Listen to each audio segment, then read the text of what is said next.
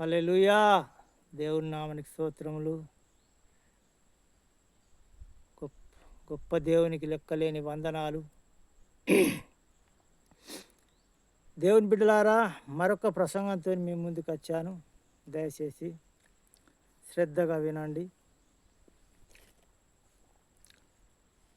ఈ ప్రసంగం పేరు ఏంటంటే దేవుని ఉద్దేశములు నెరవేర్చుట. దేవుని యొక్క ఉద్దేశములు నెరవేర్చుట అనే అంశం. ఇంతకుముందు మీరు అంశాలు విన్నారు. అదే నిలువెచ్చని స్థితి గురించి ఉంటాయి ఈ ప్రసంగాలన్నీ కూడా. మరి లోకంలో చాలామంది నిలువెచ్చని స్థితిలో ఉంటారు కాబట్టి, దేవుని బిడ్డలే, దేవుని నమ్మిన వారే కానీ నిలువెచ్చని స్థితిలో ఉంటారు. ఇటు అటు కాకుండా కరెక్ట్ దేవునిలో ఉండక, దేవుని సంపూర్ణంగా అర్థం చేసుకోక, మరి అలా ఉండేవారు అనేకులు ఉంటారు. కుడికైనను ఎడమకైనను తొలగద్దు, నాగటి మీద చేతి పెట్టి వెనుకకి చూడొద్దని దేవుని వాక్యం చెలివిస్తుంది. ఉంటే ఖచ్చితంగా దేవునిలో ఉండాలి, లోకంలో లేకుంటే లోకంలోనన్నా ఉండాలని దేవుడు చెలివిస్తున్నాడు. ప్రకటన గ్రంథంలో 3వ అధ్యాయం 15వ వచనంలో, ఎచ్చగానైనను చల్లగానైనా ఉండక నులివెచ్చని స్థితిలో ఉంటుంది. ఇప్పుడు నేను చెప్పబోయే అంశాలు కొన్ని మరి దాదాపు ఒక 4-5 అంశాలు దాకా నిలువెచ్చని స్థితి గురించి, నిలువెచ్చని స్థితి ఎంతమందికి అయితే ఉన్నదో, ఆ స్థితిలో ఎంతమంది అయితే ఉన్నారో వాళ్ళందరికీ మరి సంబంధించిన వాక్యం ఇది. నిలువెచ్చని స్థితిలో ఉన్న వారికి సంబంధించిన వాక్యమే. ఎందుకంటే ఇటు అటు కాకుండా దేవునిలో కరెక్ట్ ఉండక, సంపూర్ణంగా దేవుని అందు ఉండక, పూర్తిగా లోకంలో ఉండక, ఎటు కాకుండా ఉండేవారి గురించి నేను మాట్లాడుతున్నాను. ఎందుకంటే అలాంటి వారి గురించే మాట్లాడమని నాతోని మరి మాట్లాడుకుంటా యూట్యూబ్లో పెట్టమని దేవుడు మాట్లాడుతుండు. అలాంటి వారు నశించిపోయి నరకానికి పోవద్దని దేవుని ఉద్దేశము. ఆ ఉద్దేశం మనకు కూడా ఉండాలి. మరి మనలో కూడా ప్రతి ఒక్కరి లోపల, దేవుని నమ్మిన ప్రతి బిడ్డ లోపల ఆ ఉద్దేశం ఉండాలి, కరెక్ట్ ఉండాలా. ప్రతి ఒక్కరు దేవుని రాజ్యం పోవాలా అని ఈ లోకంలో ఎంతో ప్రయాసపడుతున్నారు. దేవుని కొరకు మీటింగులని, అటాని ఇటాని వాక్యం ఇటానికి ఎగిరపడుతున్నారు, అన్నీ చేస్తున్నారు. దేవునిలో మందగా, లెక్కలేని మందగా కనిపిస్తున్నారు. కానీ దేవుని రాజ్యము పోయేవారు ఎంతమంది? ఆ మందలో వేల సంఖ్యల్లో, లక్షల సంఖ్యల్లో ఉన్నారు మన క్రైస్తవులు. కానీ దేవుని రాజ్యానికి పోయేవారు ఎంతమంది మనం గ్రహించాలి. అది ఆ మందిని మనము సరిచేయాలి. ప్రవేశించేవారు కొద్దిమంది అంటున్నాడు. అర్చవారు అనేకులు కానీ ప్రవేశించేవారు కొద్దిమందే అంటున్నాడు. మరి ఇంతగానం కష్టపడి, ఇంతగానము దేవునిలో తిరిగి, నేను క్రైస్తవుని పేరు పెట్టుకొని ఇవన్నీ చేసి చివరికి దేవుని రాజ్యం పోకపోతే ఎంత బాధ! మనకు బాధనే, దేవునికి బాధనే. కాబట్టి అలాంటి వారు మార్చుకొని సరి చేసుకోవటానికి సమయం ఇంకా ఉన్నది, దేవుడు ఇస్తున్నాడు. కానీ చివరికి ఇచ్చే టైం అయిపోతుంది, దగ్గర పడ్డది. కాబట్టి ఆ లోపల మనం సరి చేసుకొని దేవుని లోపల కరెక్ట్ ఉండి దేవుని రాజ్యం పోవటానికి ప్రతి ఒక్కరు కూడా సిద్ధపడాలని దేవుని యొక్క ఆశ, మన ఆశ కూడా ఉండాలి. ప్రతి ఒక్కరి క్రైస్తవుని కరెక్ట్ ఉండే క్రైస్తవుడు ఖచ్చితంగా కరెక్ట్ ఉండి బోధించాలి. నటనగా కాదు బోధ. మనం కరెక్ట్ ఉండి నడుస్తూ నడిపించాలి. పౌలు ఏమన్నాడు? నేను క్రీస్తును పోలి నడుచుకున్నాను కనుక మీరు నన్ను పోలి నడుచుకోండి అన్నాడు. ఎందుకంటే ఆయన హృదయపూర్వకంగా అన్నాడు. ఆలోచించినప్పుడు క్రీస్తు కంటే ఎక్కువనే కొరడ దెబ్బలు తిన్నాడు, శ్రమలు పడ్డాడు, ఇవన్నీ చేశాడు, ఇవన్నీ అనుభవించాడు. కనుక క్రీస్తును పోలి నేను నడుచుకున్నాను అని హృదయపూర్వకంగా ఆలోచించినప్పుడు ఆయనకు అనిపించింది. మనము సంపూర్ణంగా దేవునిలో ఆ దేవుని అర్థం చేసుకొని కరెక్ట్ ఉంటున్నామా లేదా అని మనము ఉండి బోధిస్తే దానికి విలువ ఉంటుంది. అధికారంతో బోధిస్తాం. ఇంకా మనం కరెక్ట్ ఉండి నేను చేశాను మీరు చెయ్యుడి అన్నట్టుగా బోధించాలి ఎవరే కానీ. అలాంటి బోధకులు చాలామంది తక్కువ. నేను ఇది చేశాను మీరు చెయ్యుడి అనే లెక్కలో లేరు చాలామంది. చెప్పేవారికి మాత్రమే, వినేవారికి మాత్రమే ఖచ్చితమైన వాక్యం చెప్తారు. వాళ్ళ ప్రవర్తన మాత్రం వేరే వేరే ఉంటుంది. అలాంటి వారు మార్చుకోవాలి. ఎందుకంటే మనుషులకు కాదు నటన చేసేటిది, మనుషులకు కాదు భయపడేటిది. దేవునికి మాత్రమే భయపడి ఉన్నవాడే నిజమైన భక్తి గలవాడు. పరలోక రాజ్యానికి వారసుడవుతాడు ఆయన. కాబట్టి దేవునికి అనుకూలంగా ఎవరు నడిచారు మనం చూసుకుందాం. దేవునికి ఎవరైతే అనుకూలంగా నడిచారో వాళ్ళను ఎవరినైతే దేవుడు మెచ్చుకున్నాడో వాళ్ళ గురించి మనం చూద్దాం ఈరోజు. సంఖ్యాకాండము 12వ అధ్యాయము మొదటి నుంచి చూస్తే అక్కడ మోషే, ఆరోనులు, మిరియాములు కనబడుతున్నారు. మోషే, ఆరోనులు, మిరియాములు. అక్కడ ఏమంటున్నాడంటే దేవుడు, మోషే ఒక కూసు దేశపు స్త్రీని పెళ్లి చేసుకున్నాడు. పెళ్లి చేసుకున్న మాట్లాడినా లేకుంటే ఇంకేదన్నా చేసినా దేవుణ్ణి అడగంది ఏది కూడా చేయడు. ఎందుకంటే దేవునికి నచ్చిన భక్తుడు మోషే. దేవుని ఇష్టానుసారంగా నడిచిన వాడు మోషే. దేవుని ఇల్లంతటిలో నమ్మకమైన వాడు మోషే. అదే వాక్యంలో ఉన్నది అక్కడనే 12వ అధ్యాయం మొదటి నుంచి చదివితే. మోషే నా ఇల్లంతటిలో నమ్మకమైన వాడు అంటున్నాడు దేవుడు. ఎందుకంటే మోషే లాంటి సాత్వికుడు ఆ దేశంలో లేరు, ఈ లోకంలో లేరు అని మాట్లాడుతున్నాడు. హల్లెలూయా అని మాట్లాడుతూ ఈ మిరియాము, ఆరోనులు ఏం చేసిండ్రంటే ఆయన మీద సనుగుకున్నారు. కూసు దేశపు స్త్రీని పెళ్లి చేసుకున్నాడు కాబట్టి వాళ్ళకొక ఈర్చ అనేది మనసులో ఉండిపోయింది.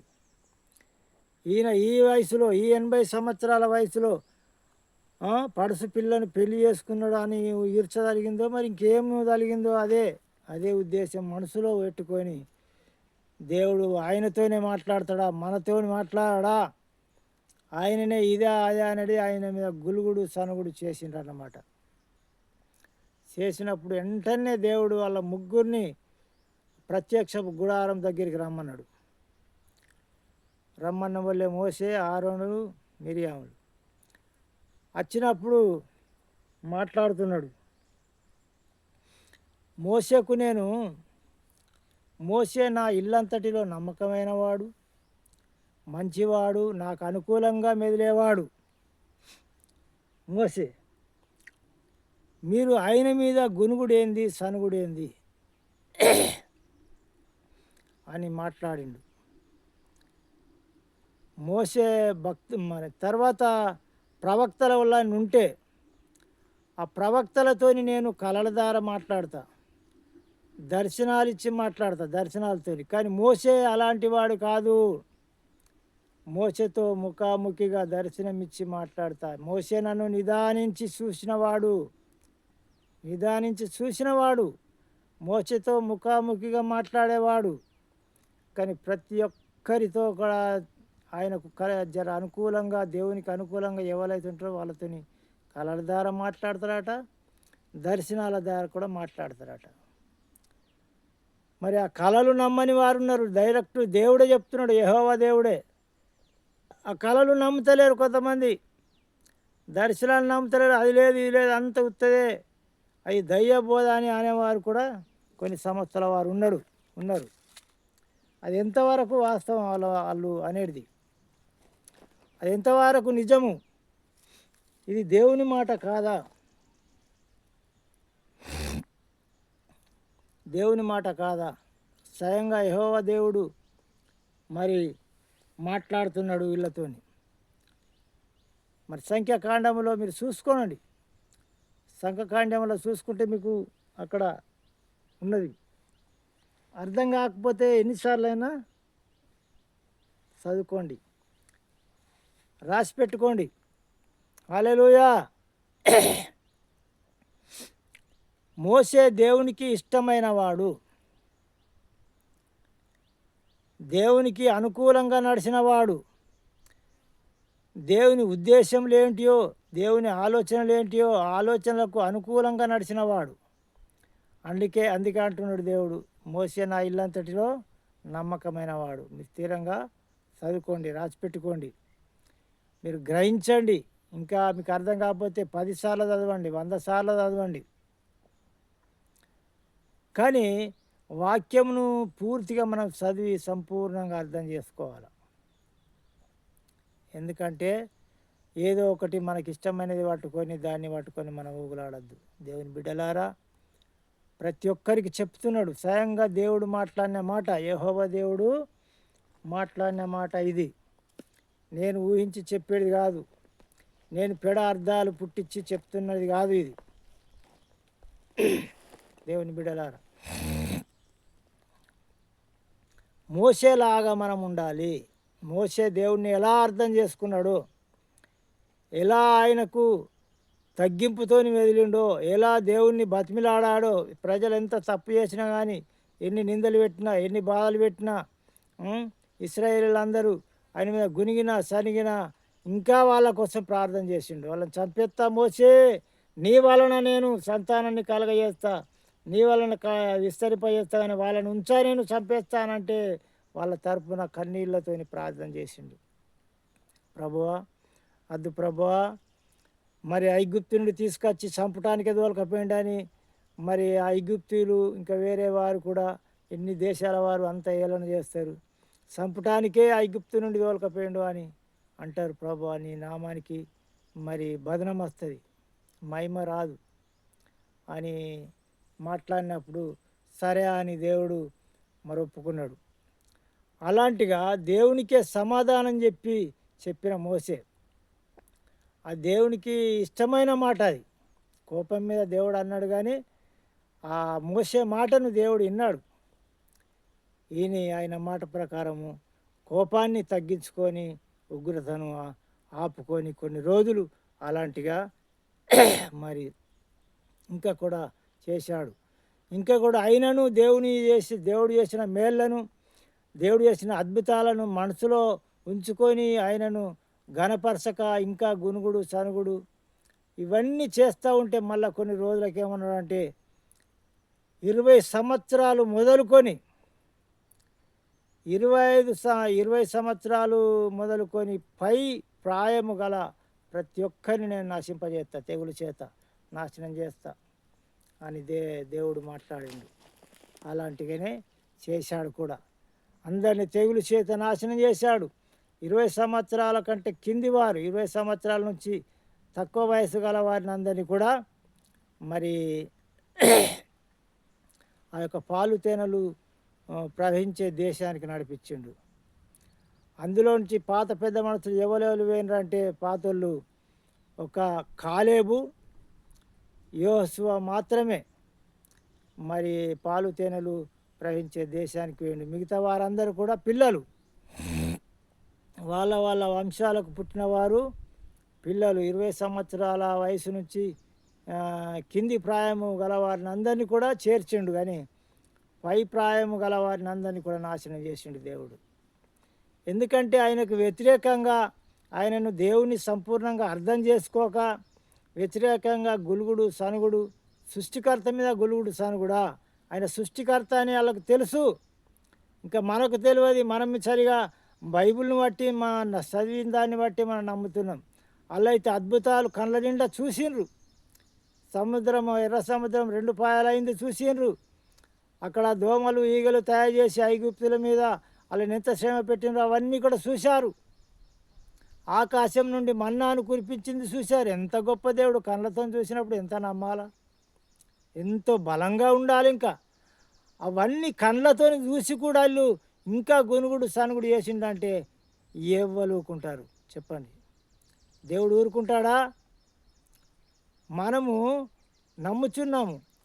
చూసి నమ్మిన వానికంటే చూడక నమ్మిన వారు ధన్యులు అని వాక్యం చెలివిస్తుంది. అంటే మనం అవన్నీ చూడలేదు, కానీ చదివి నమ్ముతున్నాం.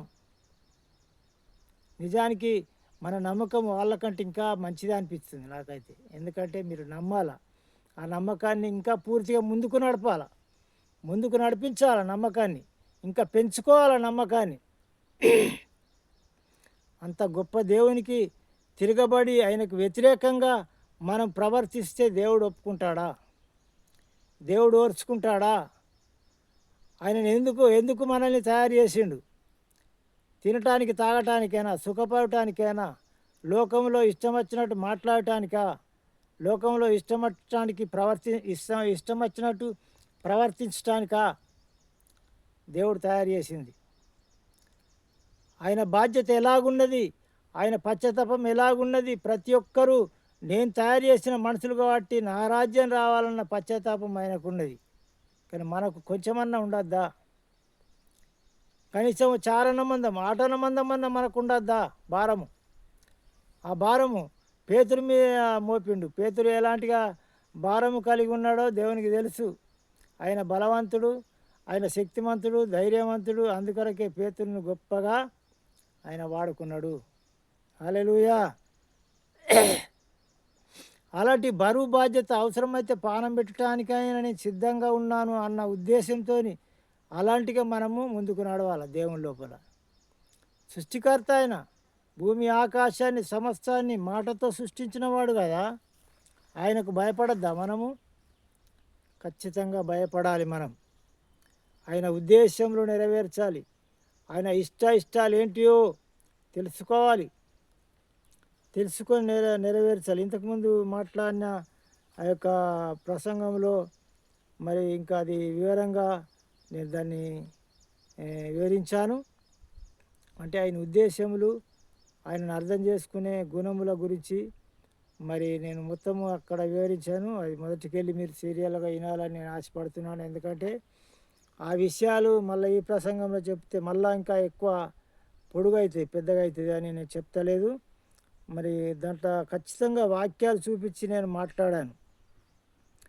ఇక్కడ అదే సంఖ్యాకాండంలో 14వ అధ్యాయం 24వ వచనం 25వ వచనం చూసినట్టయితే కాలేబు అంటున్నాడు.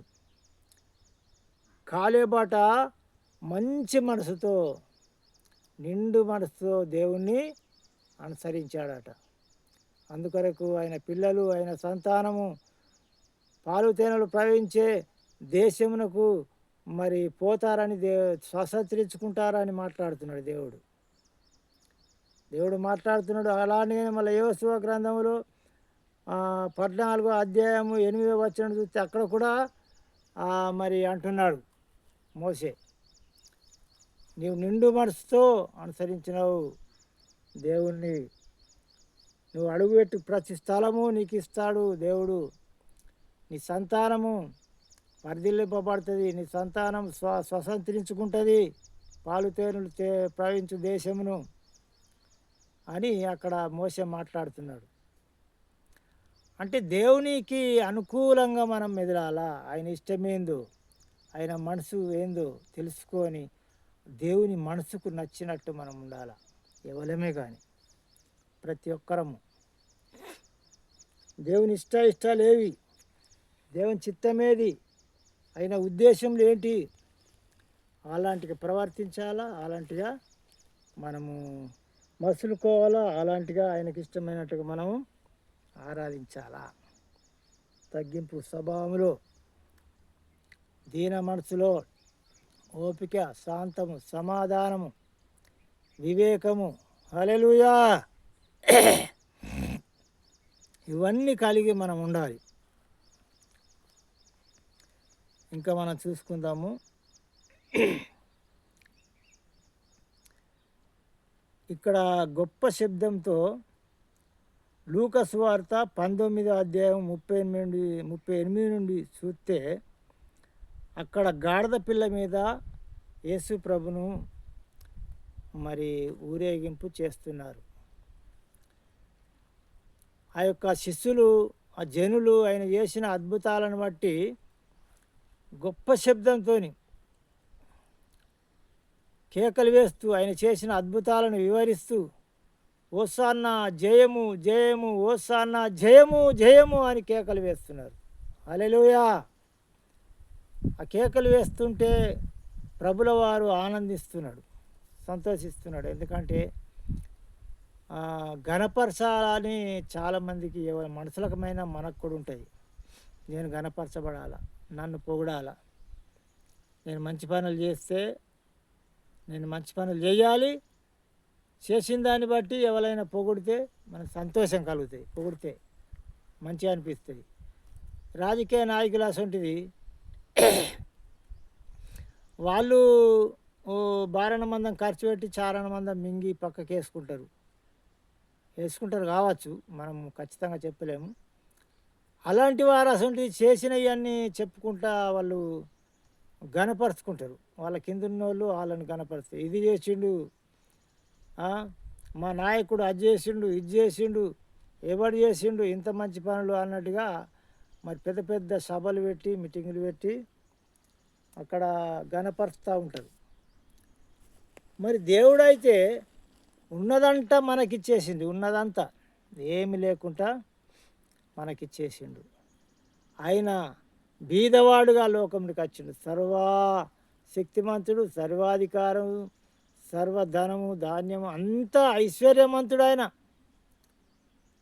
ఆయనకు దిక్కు లేనిది అనేది ఏది లేదు. ఆ దిక్కు లేనివాడు అది అన్నట్టుగా లోకంలో మనుషులు అనుకున్నారు కావచ్చు కొంతమంది. ఆయన బట్టలు లేక 3 మూలలు వీక్కోలేదని కొంతమంది అలాంటివి అనేవారు లోకంలో ఉంటారు, జ్ఞానం లేనివారు అలాంటి వారు. కానీ ఆయన ఎందుకు నీ కొరకు నా కొరకు తన ఐశ్వర్యంనంతా కూడా, తన మహిమనంతా కూడా ఇడిసబెట్టి భూలోకానికి వచ్చి నీతి బోధలు బోధించి, సత్యమును బోధించి, పరలోక రాజ్యం గురించి బోధించి, చివరికి వినకపోతే జూట సాక్షులు పెట్టి ఆయనకు సిలువ కొట్టి చంపేశారు. 3వ దినమున తిరిగి లేచాడు దేవుడు. శరీరంలో నుండి ఒక రక్త సుక్క లేకుండా మన కొరకు కారు చేశాడు. హల్లెలూయా! అలాంటి గొప్ప దేవుణ్ణి మనం అర్థం చేసుకోవాలి. ఆయన లేక రాలే లోకంలో సుఖపడటానికి మనుషుల్లాగా, లేకుంటే లోకంలో ఉన్న దేవతల్లాగా మరి సుఖపడటానికి రాలే, సంతోషించడానికి రాలే. నేను పరిశుద్ధులను కనుక మీరును పరిశుద్ధంగా ఉండవాలను అని మాట్లాడిండు. ఎంత మంచి మాట అది. నేను పరిశుద్ధులను కనుక మీరును పరిశుద్ధంగా ఉండవాలను అని మాట ఎవరైనా చెప్పగలరా ఈ లోకంలో? చెప్పే అధికారం ఎవరికైనా ఉన్నదా?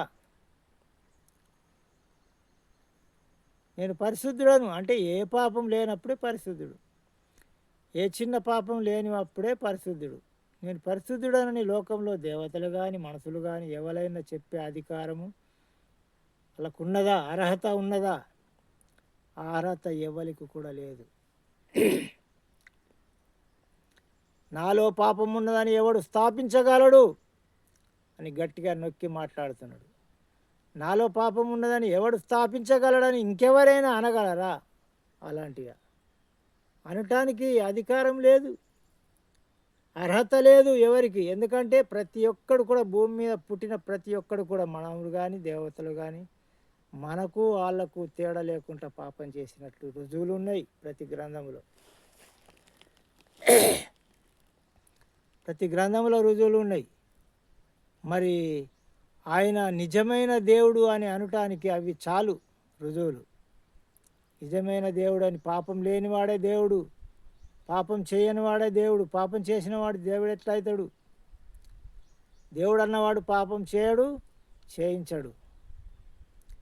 కాబట్టి ఆయన పరిశుద్ధుడు, నీతిమంతుడు, పాపం లేనివాడు. అలాంటి పాపం లేని దేవుడే నిజమైన దేవుడు. పాపం చేసి నేను దేవుడిని అని చెప్పుకుంటే అది ఎంత మాత్రం కూడా లాభం లేదు. అది దేవుడిని అని చెప్పుకోవటానికి అర్హత కూడా ఉండదు. దేవుడు అన్నప్పుడు మానవునికి దేవునికి తేడా ఉండదా? మానవుడు పాపం చేస్తే దేవుడు సరి చేసేవాడు, కానీ దేవుడే పాపం చేస్తే ఎవరు సరి చేయాల? సరి చేసేవాడు ఎవడు? హల్లెలూయా! కాబట్టి అది సృష్టికర్త అయిన మన దేవుణ్ణి మనం సంపూర్ణంగా అర్థం చేసుకోవాలా. సంపూర్ణంగా అర్థం చేసుకొని ఆయన మాట ప్రకారం మనం జీవించాలి. ఇంకా ఏదేది దేవునికి ఇష్టమో మనం చూసుకుందాము. ఏదేది దేవునికి ఇష్టము. 10 మంది కుష్ఠరోగులు, లూకా సువార్త 17 అధ్యాయం 11 వచనం నుండి చూస్తే 2-3 వచనాలు, 10 మంది కుష్ఠరోగులు కేకలు వేసుకుంటా దేవుని దగ్గరికి వస్తున్నారు. ఎందుకంటే యేసుప్రభుల వారు ఎంతోమందిని స్వస్థపరుస్తుండని వాళ్ళు విన్నారు. చచ్చిన వారిని లేపుతున్నాడు, కుష్ఠరోగులను బాగు చేస్తున్నాడు, దయ్యాలను వెళ్ళగొడుతున్నాడు, పక్షవాయు గల వారిని, కుంటివారికి కాళ్ళు, గుడ్డివారికి కళ్ళు చూపునిస్తున్నాడు. ఇవన్నీ చేస్తున్న సంగతులు వాళ్ళు విన్నారు. విని యేసుప్రభు దగ్గరికి 10 మంది కుష్ఠరోగులు కేకలు వేస్తూ, అయ్యా ప్రభువా మమ్మల్ని కాపాడు, రక్షించు, మమ్మల్ని కాపాడు, దేవా మా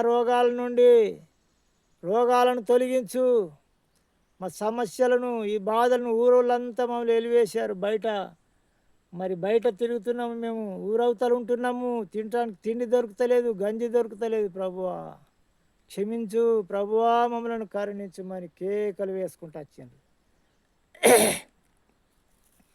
ఎందుకొరకు వాళ్ళకు బాధ ఎంత ఉన్నదో వాళ్ళకు తెలుసు, ఎంత బాధను అనుభవిస్తున్నారో. తిండికి కూడా ఊళ్ళన్న పాపం కోసాని ఊరు బయటకు పట్టుకొచ్చి ఇంత గంజో అంబలో పోతే తాగుతున్నారు, లేకుండా లేదు. ఎంత చీకట్లో బయట గుడాలే వేసుకో ఊరవుతారా చీకట్లో ఉంటున్నారు.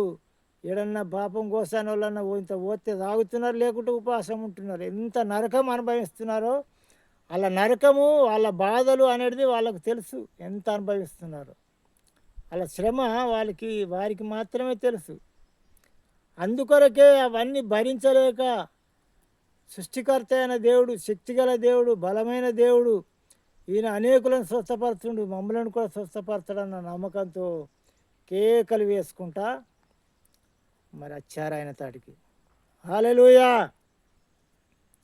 కేకలు వేసుకుంటూ వచ్చినప్పుడు మరి మీరు మీ యాజకులకు చూపించుకోండి, మీరు వెళ్ళండి, మీరు పోతుండగా మీరు శుద్ధులవుతారు, వెళ్ళండి అని దేవుడు చెప్పాడు యేసుప్రభుల వారు. చెప్పినప్పుడు పోంగ 10 మంది శుద్ధులైపోయినారు. 10 మంది శుద్ధులయ్యే కంటే ఎంత సంభ్రమం వచ్చేసింది. ఏ రోగం లేదు, కుష్టు లేదు, పుండ్లు లేవు, ఏం లేదు. మంచిగా పసిపిల్లని దేహాల లెక్క మంచిగా శుభ్రమైన దేహం తయారైపోయింది. ఆ సంతోషంకు నీతిని భరించలేక, అబ్బా ఇంత గొప్ప సంతోషాన్ని భరించలేక ఆయన ఏం చేసిందంటే, నా సృష్టికర్తను, నన్ను స్వస్థపరిచిన వాడిని నేను మళ్ళీ దర్శించాలని కేకలు వేసుకుంటా ఒక్కడు మాత్రమే తిరిగి వచ్చిండు యేసుప్రభు దగ్గరికి. చదువుకోండి, ఒక్కడు మాత్రమే తిరిగి వచ్చిండు. లూకా సువార్త 17 అధ్యాయము 11 నుండి మీరు చదువుకోండి. ఒక్కడు మాత్రమే తిరిగి వచ్చిండు, ఆడు నీతిమంతుడు. కానీ మిగతా వారు నీతిమంతులు గారు. మళ్ళా లోకంలో మునిగి తేలటానికి, మళ్ళా లోకంలో వాళ్ళ భార్యలతో సంతోషంగా ఉండటానికి వాళ్ళు అటే వెళ్ళిపోయినరు. అంటే ఎవరైతే తిరిగి వచ్చిండో వాడు నీతిమంతుడు, గ్రహించిన వాడు, సృష్టికర్తను, నన్ను స్వస్థపరిచిన వాడు నా దేవుడు, మళ్ళీ నేను కలుసుకోవాలా, ఆయనను వెంబడించాలా, నాకు ఇన్ని రోజులు చీకటి నుండి నన్ను విడిపించిండు, నా బాధ నుండి విడిపించిండు అని గ్రహించిండు. ఈ లోకంలో గ్రహించని వారు ఎంతోమంది ఉన్నారు. అన్నం పెట్టిన కాడ సున్నం పెట్టినట్టు చేసేవారు లోకంలో ఎంతోమంది ఉన్నారు.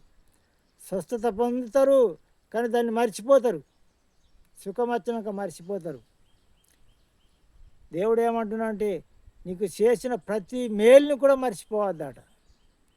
ఏ మేలైనా మర్చిపోక ఆయనను గణపరుస్తూ దాన్ని బట్టి స్తుతిస్తూ పోతే ఇంకా మనకు మేలు చేస్తాడు. చాలామంది మరిచేవారు ఉన్నారు, అలాంటిగా మరవద్దు. మరి యేసుప్రభు అరే కేకలు ఎందుకు వేస్తున్నారా, నేను అంత గొప్ప పని ఏం చేసినరా అని అన్నాడు ఎప్పుడన్నా? అనలేదు. ఎందుకంటే ఆయనకు దాన్ని బట్టి ఘనత వస్తుంది. ఆయన కోళ్ళు కొయ్యమంటలేడు, గొర్రెలు కొయ్యమంటలేడు, ఇంకేమైనా బలులు ఇవ్వమంటలేడు. కానీ ఆయనకు నీతిని బట్టి, ఆయనకు చేసిన మేళ్ళను బట్టి ఆయన స్తుతిస్తే చాలు. ఆయన న్యాయంగా, ఆయనను యథార్థంగా, సంతోషంగా, ఘనంగా ఆయనను ఆరాధిస్తే చాలు అని ఆయన ఉద్దేశం. అది చాలామంది అంటే గదేం కేకలు గిదేం కేకలు అనేవారు చాలామంది ఉన్నారు సంస్థల వారు. ఎందుకయ్యా కేకలేసుడు? నీ సాక్ష్యము, నీ నీ యొక్క మెదులుతున్న సాక్ష్యాన్ని బట్టి వాళ్ళే అర్థం చేసుకుంటారు. వాళ్ళు అట్లా అర్థం చేసుకోవాలంటే 6 నెలలు పడుతుంది, సంవత్సరాలు పడుతుంది. కానీ దేవుణ్ణి ఘనంగా ఆరాధించి అనేకులకు సాక్ష్యం చెప్పితే తెలనోళ్ళకు ఆశ్చర్యపడతారు. తెలనోళ్ళు కూడా అబ్బా ఇంత గొప్ప మేలు చేసిండా దేవుడు, ఇంత గొప్ప కార్యం చేసిండా, నిజంగా ఇంత బలవంతుడా, ఇంత శక్తివంతుడా, మరి దేవుడు గొప్ప దేవుడే, నిజమైన దేవుడు అని ప్రజలు అనేకులు తెలుసుకునే అవకాశం ఉంటుంది. ఈ బ్రదర్ అయిన సంఘాలలో సాక్ష్యాలు చెప్పరు, మేలు చేసినవన్నీ దాచిపెడతారు, కుండలో మూసిపెట్టినట్టు. మూసిపెడితే ఏమవుతుంది? అది పాసిపోతుంది. హల్లెలూయా! మూసిపెట్టింది పాసిపోతుంది. ఇక అన్నము మూసిపెట్టింది ఒక 4-5 రోజులు ఎట్టుంటుందో కంపు వాసన కొడుతుంది. దేవుడు చేసిన మేళ్లను మూసిపెట్టద్దు, సాక్ష్యం చెప్పాలా. ఆ సాక్ష్యాల గురించి మరొక ప్రసంగం ఉన్నది, తర్వాత నేను చెప్తాను. సాక్ష్యం చెప్తే కొత్తవారు బలపడతారు, వినేవారికి బలంగా ఇంకా దేవుడు ఇంత గొప్ప దేవుడు, ఇంత శక్తి ఉన్న దేవునికి అని తెలుసుకుంటారు, అర్థం చేసుకుంటారు, ఇంకా విశ్వాసం బాగుంచుతారు, ఇంకా నమ్మకం బాగుంచుతారు కదా. చేసిందల్లా మూసిపెట్టుకుంటూ పోతే ఇంకో మేలు దేవుడు చేయడు.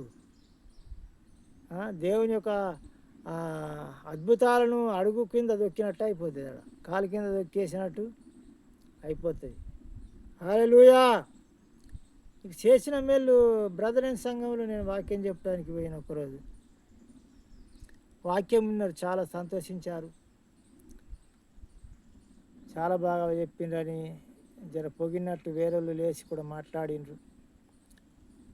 లాస్ట్కు ఒక పాట వాడిన సేవకుల గురించి పాట రాసింటి.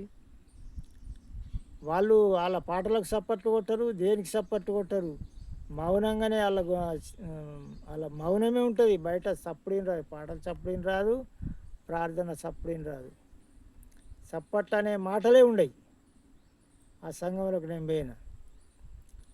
అయితే ఆ పాట పాడి ముగించినాక సప్పట్లు, చిన్న సప్పట్లు కొట్టుడు అందరూ సంతోషంగా, ఎందుకంటే పాట చాలా బాగా పాడిండు, మంచిగా ఉన్నదని. ఇంకా అట్లా వాయిద్యాలు లేవు, ఒక మైకు మాత్రం ఉన్నది, వాయిద్యాలు ఏం లేవు. వాళ్ళు ఎప్పుడు దేనికి సప్పట్లు కొట్టిన వాళ్ళు పాట ముగించిన వాళ్ళు సప్పట్లు కొడుతున్నా అంటే ఎంత సంతోషం అనిపించింది. అంటే చాలా బాగున్నాయి. అంటే ఉద్యమం ఆగలే, ఉల్లాసం వాళ్ళకు, ఉద్యమం ఉల్లాసం ఆగక సంతోషం ఆగక సప్పట్లు కొడుతూ ఉన్నారు. అందరు సప్పట్లు కొట్టిండ్రు. ఎందుకంటే వాక్యము ఎక్కడిదెక్కడిదో వాళ్ళకి ఇష్టమైన ధోరణిలు తీసుకొచ్చి చెప్తారు. నిజమైన దేవుని గురించి సంపూర్ణంగా మాత్రము చెప్పరు, జీవం గురించి చెప్పరు.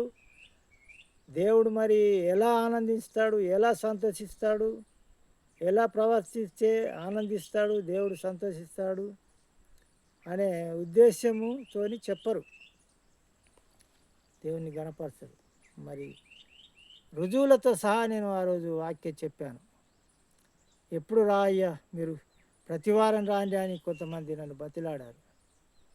కానీ అలా సంఘ పెద్దలు, అలా పాస్టర్ ఊరికి ఉండడు. ఆ పాస్టర్ నెలకోసారి అప్పుడిప్పుడు అట్లా వస్తాడు, దూరం ఉంటాడు. ఆ పాస్టర్ గుణము మంచిగా లేదు. ఆయన వచ్చి చెప్పిండు, మళ్ళీ వారం పోదామని పోయిన సమయం ఇస్తారేమని. ఆ పాస్టర్ వాళ్ళు ఫోన్ చేసిండ్రు, ఆ రోజు దిగిండు. వచ్చి మరి మన పద్ధతులకు వ్యతిరేకంగా వాక్యం చెప్పిండు. వేరే వాళ్ళని రానియద్దు, పెంతికొస్తలను రానియద్దు, వాళ్ళకి సమయం ఇవ్వద్దు అని ఒక ఉదాహరణ మాట ఒకటి చెప్పాడు. ఏం చెప్పాడంటే, ఒకరితో ఒకైనా స్నేహం చేసి బండెడు సొప్పు ఉన్నది, మీ ఇంట్లో పెడతా, నేను మళ్ళీ తీసుకపోతా అని అన్నాడట. ఆ సొప్ప ఇంట్లో పెట్టిండట ఒక రూములో. పెడితేనట ఆ సొప్పకు అగ్గి తగిలిందట. అగ్గి తగిలితే ఆ అగ్గితో పాటు ఇల్లు కూడా కాలిపోయిందట. అయితే వాళ్ళతో స్నేహం చేస్తే వాళ్ళు నరకం పోతారు, మనల్ని కూడా నరకం తీసుకుపోతారు అన్నట్టుగా ఉద్దేశం కలిగి చెప్పిండు ఆ మనిషి. హల్లెలూయా. చూడండి వాళ్ళ ఉద్దేశం అంటే వాళ్ళది మనకు అంటుకుంటుంది అన్నట్టుగా. తుమ్మబంక లెక్క, తుమ్మబంక అంటుకుంటే ఇడదాట. సత్యమును గ్రహించాల. ఏది సత్యము? దేవునికి అనుకూలంగా ఉన్నమా లేదా? అనుకూలంగా ఉన్నదా? దేవునికి ఇష్టమైనట్టుగా ప్రవర్తిస్తున్నారా లేదా? మరి మనం ఎట్లా ప్రవర్తిస్తున్నాం? మనం ఎట్లా దేవుని ఉద్దేశముల ప్రకారం మనం మెదులుతున్నామా? మరి వాళ్ళు మెదులుతున్నారా? ప్రతి ఒక్కరికి వాక్యం వినాల. మనం పరిశీలన చేసి పరిశుద్ధమైనది మనం పట్టుకోవాలి, చెడ్డదాన్ని మనము తీసివేయాలా. బైబిల్లో అనేక రుజువులు ఉన్నాయి, మీరు పాటించని రుజువులు ఉన్నాయి. ఇంకా గంతులు వేసి దావీదు మహారాజు మందాసం ముంగట గంతులు వేసి మరి దేవుణ్ణి ఆరాధిస్తున్నాడు. కానీ బ్రదర్ అయిన వాళ్ళు గంతులు వేయరు, సంతోషించరు, చప్పట్లు కొట్టరు. ఇక్కడ కీర్తనలో సర్వజనులారా చప్పట్లు కొట్టడానికి ఇక్కడ వాక్యం గొప్ప స్వరములతో, కీర్తన 66 అధ్యాయం 8వ వచనం నుంచి గొప్ప స్వరములతోనట. 10 తంతుల సితారతో, గొప్ప స్వరములతో, ఆనంద గానములతో. ఇంకా 33 కీర్తన 1-2 వచనాల్లో ఆనంద గానములతో, 10 తంతుల సితారతో, స్వరమండలములతో దేవుని స్తుతించుడు. అవన్నీ వాళ్ళ దగ్గర ఉండయి. తపలాలు ఉండయి, వాయిద్యాలు ఉండయి. దేవుణ్ణి గొప్ప స్వరములతో ఆరాధించరు. ఎందుకంటే దేవుడు చేసిన మేళ్ళను బట్టి ఆశ్చర్యంగా దేవుని కోసం కేకలేసి దేవుని స్తుతిస్తాం. కానీ మనల్ని మనం గనపరుచుకుంటలేము కదా. వాళ్ళు ఇంకో మాట అంటారు, అవి అల్లరితో కూడిన ఆటపాటలు, అల్లరికి కర్తగాడు దేవుడు అని మాట్లాడతారు. అంటే అల్లరికి కర్త అంటే ఏవి అల్లరి? దేవుని అంది సంతోషించడము అల్లరా? దేవుడు చేసిన మేళ్ళను బట్టి గంతులు వేసి దేవుణ్ణి ఆరాధించడము అల్లరా? అది ఏది అల్లరంటే వ్యర్థమైన పాటలు పాడుకుంటా డీజే కాడ, లేకుంటే అక్కడ ఇక్కడ, లేకుంటే సినిమా పాటలు పాడుకుంటా, గానపతి గేయాల పాటలు పాడుకుంటా, గంతులు వేసి డ్యాన్సులు చేస్తే అది అల్లరికి కర్త. అల్లరితో కూడిన ఆటపాటలని దాన్ని అంటారు. కానీ దేవునిలో సంతోషించడము అది అల్లరి ఎందుకు అవుతుంది? ఇక్కడ దావీదు మహారాజు ఇక్కడ ఏమంటున్నారు అంటే 2 సామ్యుయేలు గ్రంథంలో 6వ అధ్యాయం 16వ వచనం నుండి మీరు చదవండి. అక్కడ మందాసం ముంగట నాట్యం చేస్తున్నాడు. రాజవస్త్రాలు తీసి పక్కకు పెట్టి మామూలు వస్త్రాలు వేసుకొని ఆయన గొర్రెలు కాసుకునే దావీదును రాజుగా చేసిండు. దేవుడు ఎన్నో అద్భుతాలు చేసిండు, ఆయన పట్ల ఎంతో గొప్ప కార్యాలు చేసిండు, ఎంతో ఆయన దీవించిండు దావీదును. దాన్ని బట్టి ఆయన సంతోషం పట్టుదలక గంతులు వేస్తూ దేవుణ్ణి ఆరాధించుకుంటూ నాట్యం చేస్తున్నాడు. ఆ సంగతి అలా భార్య మీకాలు చూసింది. 22వ వచనం నుండి అలానే చూసుకోండి. 6వ అధ్యాయము 16వ వచనం నుండి చదివితే నాట్యం గురించి ఉంటుంది. 22 నుండి చదివితే మరి ఆమె అన్న మాటల గురించి ఉంటుంది. హల్లెలూయా. ఆమె ఏలన చేసింది, గేలు చేసింది. నీ యొక్క మనిషివేనా, నువ్వు రాజువేనా, రాజువై ఉండి గట్ల బట్టలు తీసేసి రాజవస్త్రాలు తీసేసి నువ్వు గంతులు వేసి నాట్యం చేస్తావా? నీకేమైనా బుద్ధి ఉన్నా అన్నట్టుగా ఈనంగా మాట్లాడిందట. ఈనంగా మాట్లాడినప్పుడు ఏం జరిగిందంటే దేవుడు ఆమె మరణం వరకు ఆమెకు సంతానం కలగజేయలేదు. అక్కడ రాయబడి ఉన్నది, మీరు చదువుకోండి తీరంగా. మరణం వరకు ఆమెకు పిల్లలు కాలేదు. హల్లెలూయా. మరణం వరకు ఆమెకు పిల్లలు కాలేదు, సంతానం లేకనే చనిపోయింది ఆమె. ఎందుకు దేవుడు శపించాడు? మరి ఎందుకు దేవుడు ఆమెను శపించవలసి వచ్చింది? ఈ తప్పైతే, నాట్యం తప్పైతే, గంతులు వేసింది, అరిచి కేకలేసింది తప్పైతే, మరి ఎందుకు ఆమెను శపించాడు? మనం గ్రహించాలి. హోవేలు గ్రంథము 2వ అధ్యాయము 21వ వచనం నుండి మీరు చదువుకోండి. 21వ వచనం, హోవేలు గ్రంథం 2వ అధ్యాయం 21వ వచనం నుండి చదువుకోండి. గంతులు వేయిచు గంతులు వేయిచు గంతులు వేసు నాట్యమాడుతూ మరి అక్కడ దేవుని గణపరచాలని అక్కడ మాట్లాడుతున్నాడు. గంతులు వేయము అని ఉన్నది. గంతులు వేయము, ఆనందించుము అని అక్కడ ఉన్నది. యోహాను సువార్త 7:16 నుండి చదివితే, నేను చేయబోద ఆయన చిత్త ప్రకారము, తండ్రి చిత్త ప్రకారమే నేను బోధిస్తున్నాను. ఎవరైతే ఆయన చిత్త ప్రకారం ఉంటాడో, ఆయన చిత్తాన్ని అర్థం చేసుకుంటాడో, దేవుణ్ణి అర్థం చేసుకుంటాడు వాడు. నేను చేయబోద నాది కాదు, నా తండ్రి చిత్త ప్రకారం నేను బోధిస్తున్నాను అని యేసుప్రభుల వారు అంటున్నాడు. అక్కడ దేవుని చిత్తాన్ని కోరాలా మనం. ఆయన బోధించేది దేవుని చిత్తాన్నే, ఆయన అనుసరించేది దేవుని చిత్తాన్నే, ఆయన కోరేది కూడా దేవుని చిత్తాన్నే. కాబట్టి మనం ఎలా అనుసరిస్తున్నాము, ఎలా ప్రవర్తిస్తున్నాం, మనము గంతులు వేసి దేవుణ్ణి స్తుతించినట్టు, దేవదూతలు గంతులు వేసి స్తుతించినట్టు ఇంకా మనం చూద్దాం. యెషయా గ్రంథము 6వ అధ్యాయంలో మొదటి నుండి మీరు చదువుకోండి. మొదటి నుండి మీరు చదువుకుంటే అక్కడ దేవదూతలు గంతులు వేస్తున్నాయి. ఆర్భాటంతో, పాటలు పాడుతూ, గోనాపతి గానములతో, స్వరములతో, గొప్ప స్వరములతో అక్కడ పాటలు పాడుకుంటూ గంతులు వేస్తున్నాయి దేవదూతలు. దేవదూతలు గంతులు వేస్తున్నాయి. దేవుడు సింహాసనం మీద గొప్ప వెలుగుతో ఉన్నాడు. అక్కడ ఆయన ముందట గంతులు వేస్తున్నాయి. మరి ఎందుకు?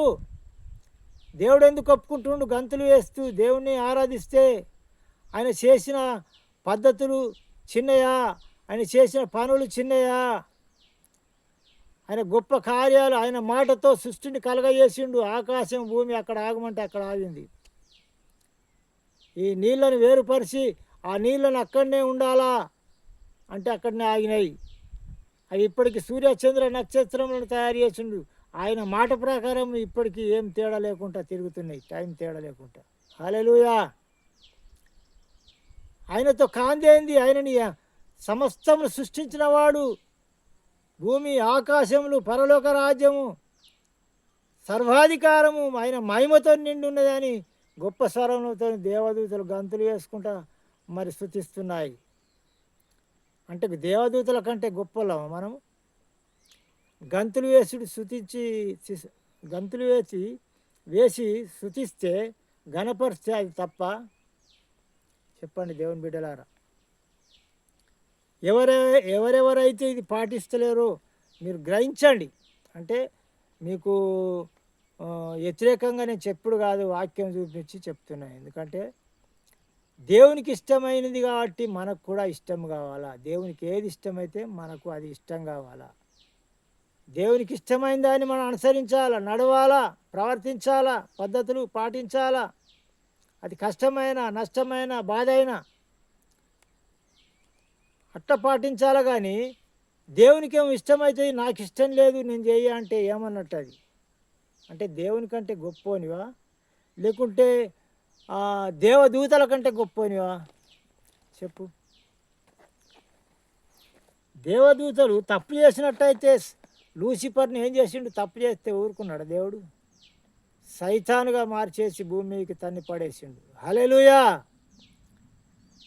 మరి అవి తప్పు చేస్తే వాళ్ళని కూడా తన్ని పడేస్తుండే, దేవుడు ఒప్పుకోపోతుండే. ఆయన సంతోషిస్తూ సింహాసనం మీద ఉంటే వీళ్ళు గంతులు వేసి దేవుణ్ణి ఆరాధిస్తున్నాయి అంటే మరి దేవదూతలు తప్పు మనదా? మన ఆలోచన తప్ప? మనుషులు చేస్తున్న తప్ప మరి దేవుడు దేవదూతలు చేస్తున్నది తప్ప? గ్రహించాలా, ఆలోచించాలా.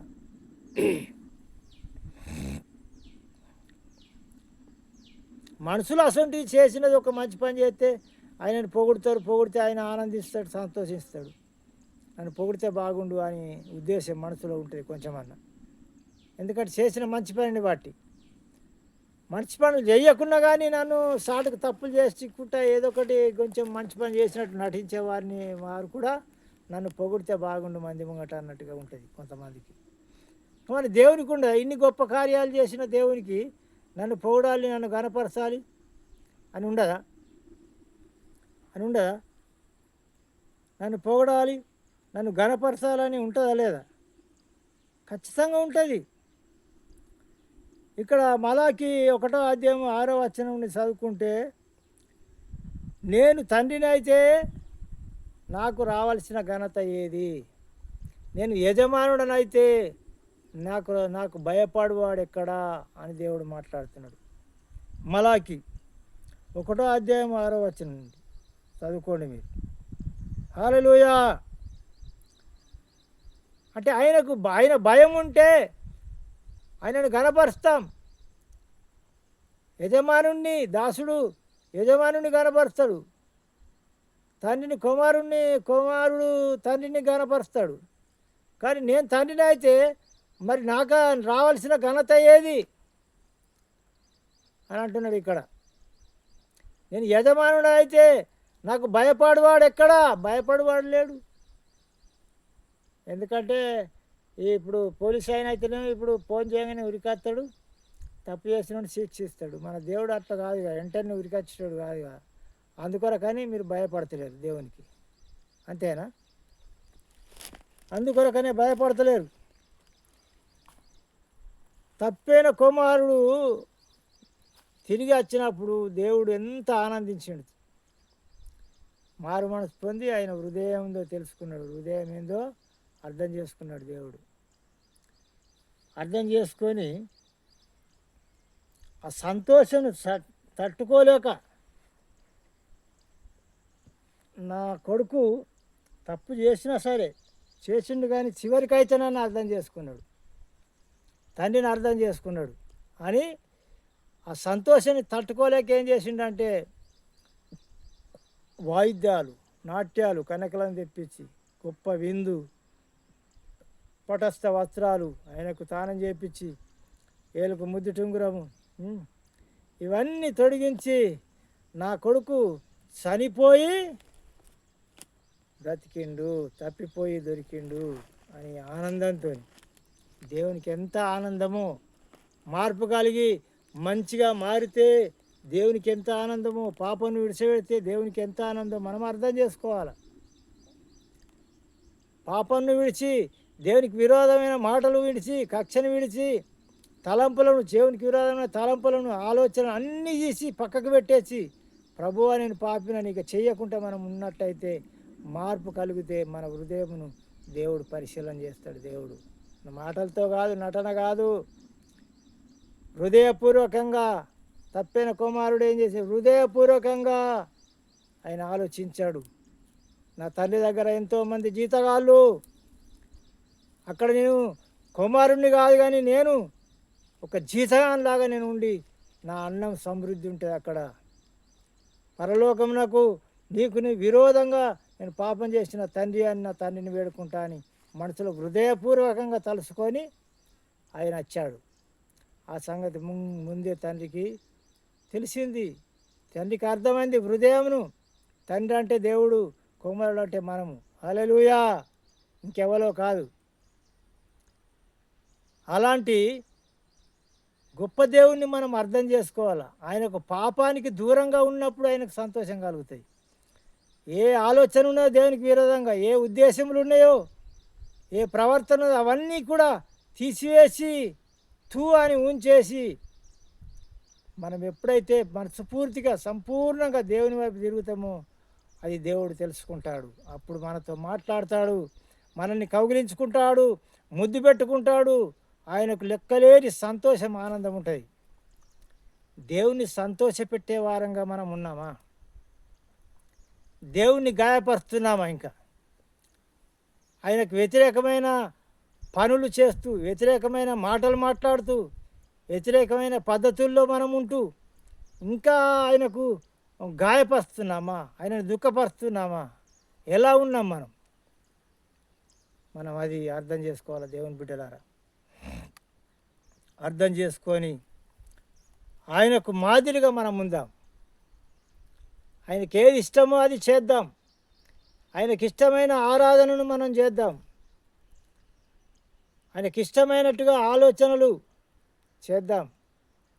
ఆయనకు విరోధంగా ఏ ఆలోచన కూడా మనలో ఉండద్దు, తలంపు కూడా ఉండద్దు. ఒకవేళ తప్పిదారి మనసులోనికి, అంటే పాపులం కాబట్టి మనసులం కాబట్టి వస్తే వచ్చినప్పుడు ప్రభువా నన్ను క్షమించి ఇది రావద్దు నాలోనికి అని వెంటనే మనం దేవుణ్ణి కోరుకోవాలి.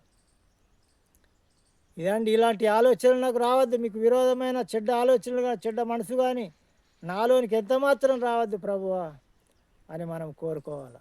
హల్లెలూయా.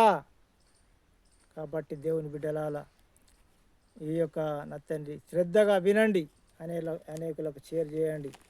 అంటే బ్రదర్ అయిన వాళ్ళు కావచ్చు, ఇంకా ఎబ్రోని వాళ్ళు కావచ్చు, ఇంకెన్ని సంస్థలు ఉన్నాయో నాకు తెలియదు. నేనైతే మరి ఎక్కువ నాకు తెలియదు, నేను తిరిగినోని కాదు, ఎక్కువ చదువుకున్నోని కాదు. కాబట్టి దేవుని బిడ్డలారా మీరు ఖచ్చితంగా ఒకరికొకరు షేర్ చేసి వాళ్ళకు కూడా సువార్త అందాలి. ఎందుకంటే ప్రతి ఒక్కరిని ఏది నిజమని వాళ్ళు అర్థం చేసుకొని మారి దేవుని వైపు తిరిగినట్టయితే ప్రతి ఒక్కరికి పరలోక రాజ్యం ఉంటుంది. ఎందుకంటే ప్రతి ఒక్కరికి పరలోక రాజ్యం ఉండాలి.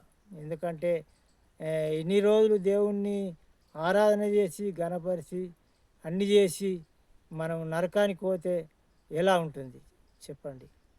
నరకానికి పోతే ఎంత బాధ! దేవునికి దుఃఖమే, మనకు దుఃఖమే.